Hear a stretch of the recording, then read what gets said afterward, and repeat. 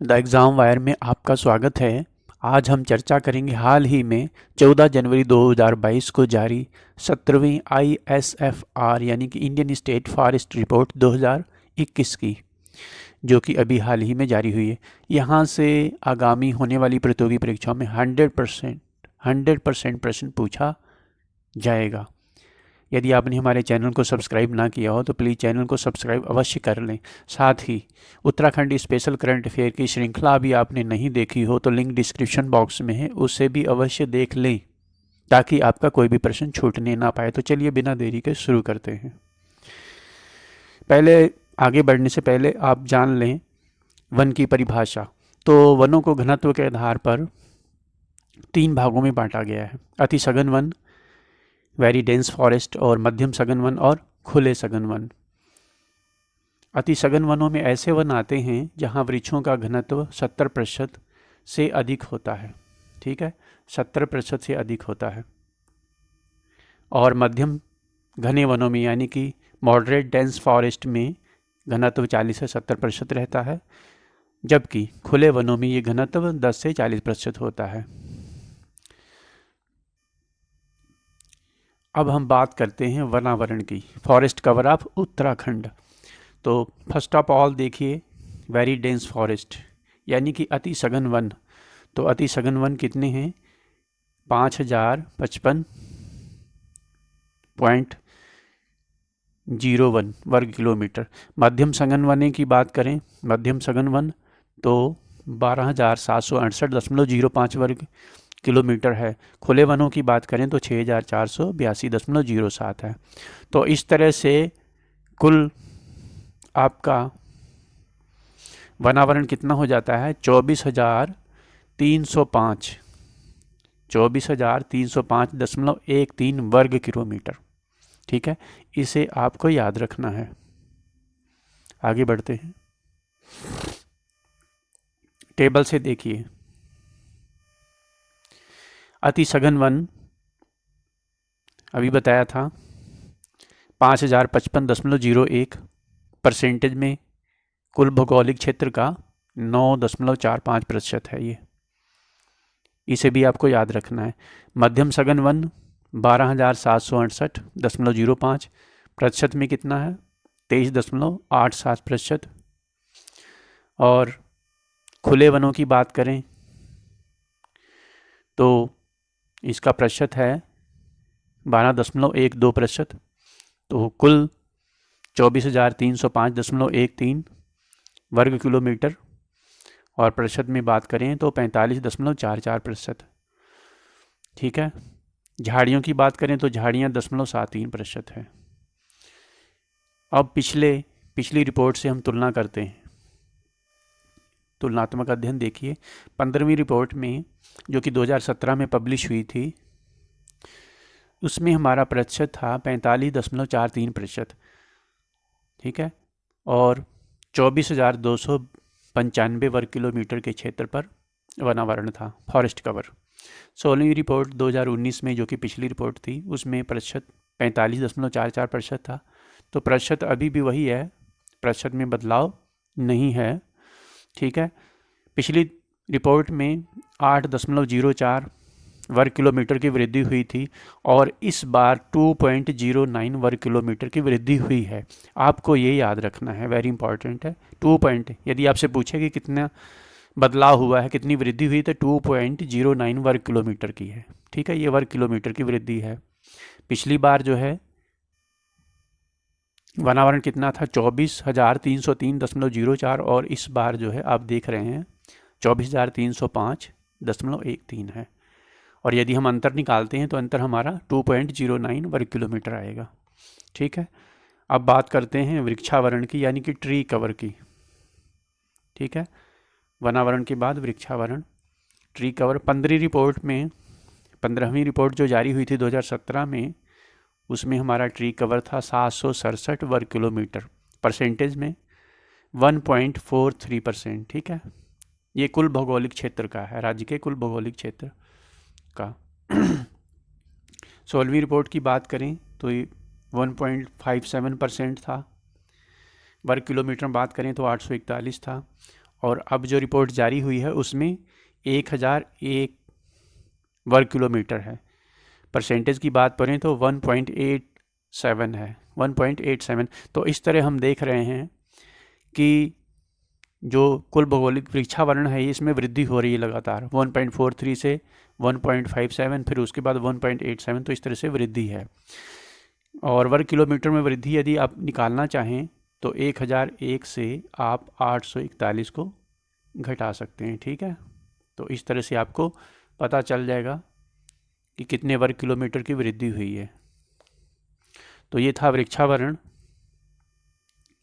अब हम टेबल के माध्यम से अल्टीट्यूड वाइज देख लेते हैं। टेबल देखिए, आप टेबल में देखिए 1000 से 2000 मीटर की ऊंचाई पर, ये मीटर में दे रखा है, मीटर की ऊंचाई पर सर्वाधिक फॉरेस्ट कवर है, ठीक है, सर्वाधिक वनावरण है 1000 से 2000 मीटर की ऊंचाई पर। ऐसा पूछा जा सकता है कि सर्वाधिक वनावरण जो है कितनी ऊंचाई पर पाया जाता है, तो 1000 से 2000 मीटर की ऊंचाई पर 10,049 वर्ग किलोमीटर, ठीक है, स्क्वायर किलोमीटर में है ये, ठीक है। उसके बाद दूसरे नंबर पर आप देखेंगे 2000 से 3000, ठीक है, 5788 वर्ग किलोमीटर। इसके बाद तीसरे नंबर पर ऊपर आ जाइए 500 से 1000, ठीक है, तो कितना है 3958 वर्ग किलोमीटर। फिर उसके बाद 0 से 5 है, ठीक है, तो नंबर 1 पर ये हो गया, ठीक है, नंबर 2 पर ये है, नंबर 3 पर ये, फिर नंबर 4 पर ये है, ठीक है। इस तरह से पहले 1000 से शुरू करिए, याद रखने का तरीका है 1000 से 2000, फिर 2000 से 3000, फिर उसके बाद उल्टा आ जाइए, पहले 1000 से शुरू करके नीचे आइए, फिर ऊपर चले जाइए घटते 500 से 1000, फिर 0 से 500, ठीक है। ये अल्टीट्यूड वाइज फॉरेस्ट कवर था, अल्टीट्यूड वाइज, ठीक है। इसके बाद हम देखते हैं डिस्ट्रिक्ट वाइज। तो पूरे 13 ज़िले मैंने कवर किए हैं डिस्ट्रिक्ट वाइज फॉरेस्ट कवर। तो पौड़ी गढ़वाल में 3396.71 वर्ग किलोमीटर पर फॉरेस्ट कवर है, ठीक है, वनावरण है। उसके बाद नैनीताल आता है, फिर उसके बाद तीसरे नंबर पर ये नंबर दे रखा है और ये रैंक भी है, ठीक है, क्रमशः दे रखा है अधिक से कम की ओर, ठीक है, घटते क्रम में है ये।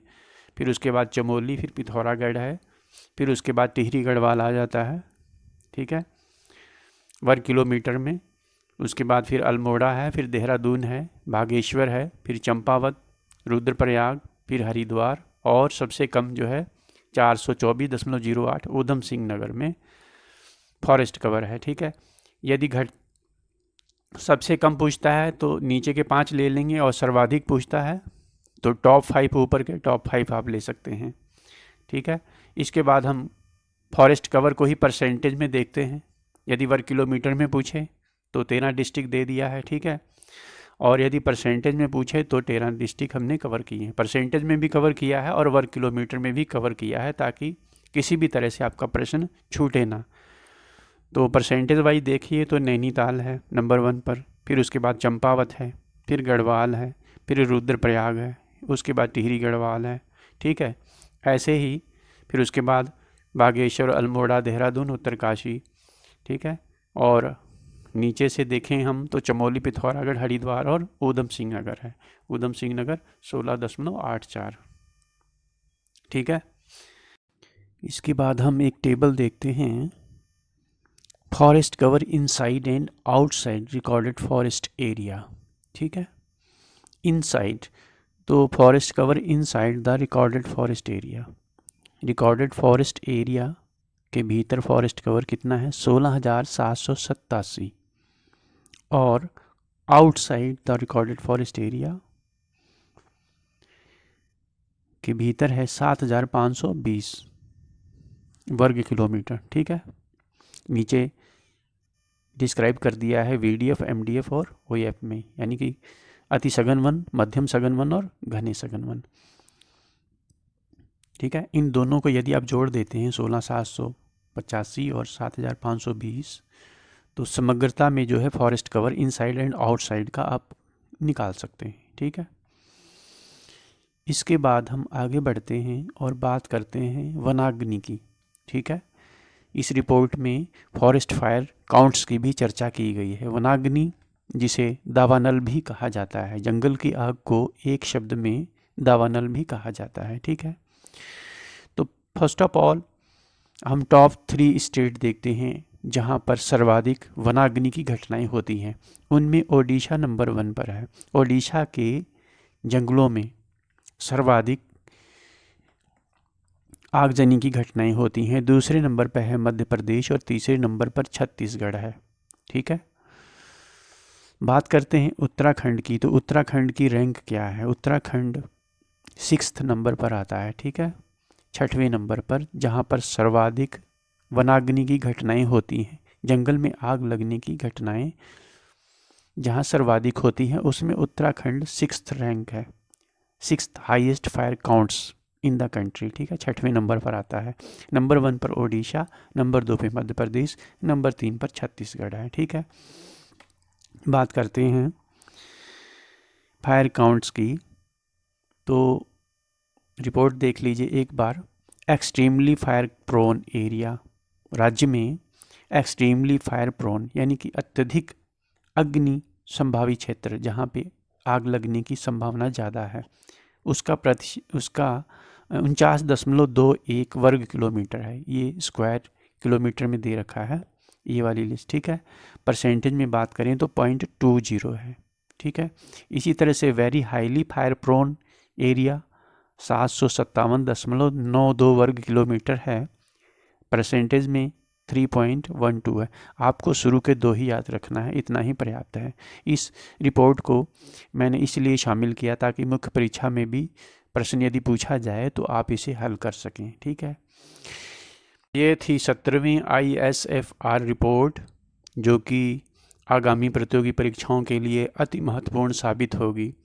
लगभग सभी प्रश्न हमने यहाँ पे कवर किए हैं ताकि आप अधिक से अधिक लाभ ले सकें।